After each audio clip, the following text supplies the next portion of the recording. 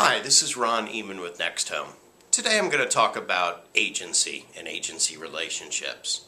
People work with real estate agents and there's a lot of information or responsibility behind that relationship that I just want to cover today in today's video.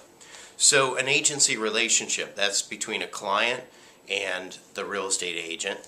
And in Pennsylvania that relationship has to be put in writing. So we have two contracts. If a seller is hiring an agent, it's a listing contract. If a buyer is hiring an agent, it is a buyer agency contract.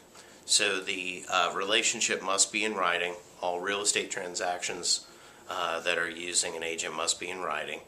And so you're hiring an agent.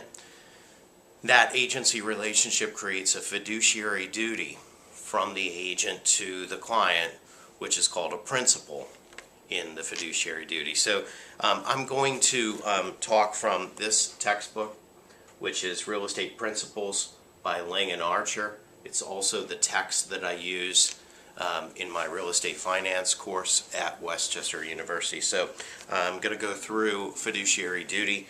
There are 6 elements here, and I'm going to talk about each one that is created in the fiduciary duty to the client. Confidentiality is the first one. You must keep the principal's information confidential unless they give you permission to disclose that information.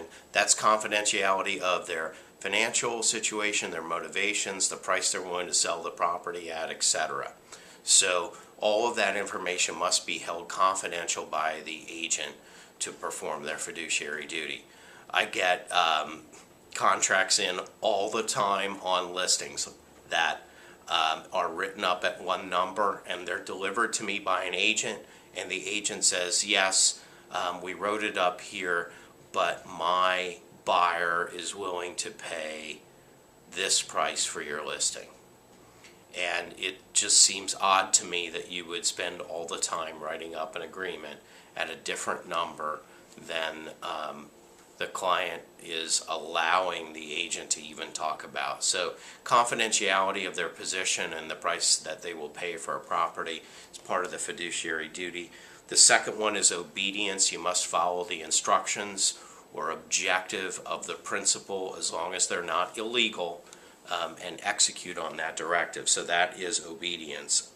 Accounting is the next one. You must give the principal an accounting of any deposit monies that are delivered to you as an agent, and you must inform them of the financial impact or ramifications of their decision, their contracts, all of the elements where there is money involved, including the closing costs on a property. So accounting.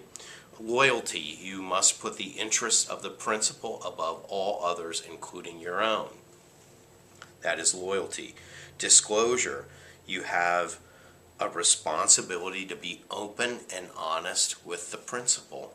That includes disclosing material defects. As a licensed agent, I show lots of houses and I see lots of problems, and I have to point those out to my buyer as we're going through the property. You have to be open and honest.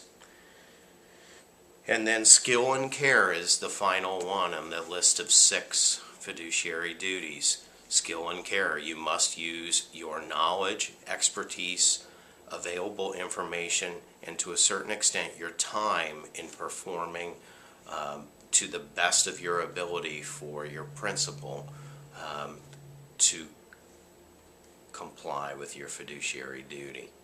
So that's it. That's agency and the fiduciary duty created by agency. Some Pennsylvania law in there. And that is agency in a nutshell.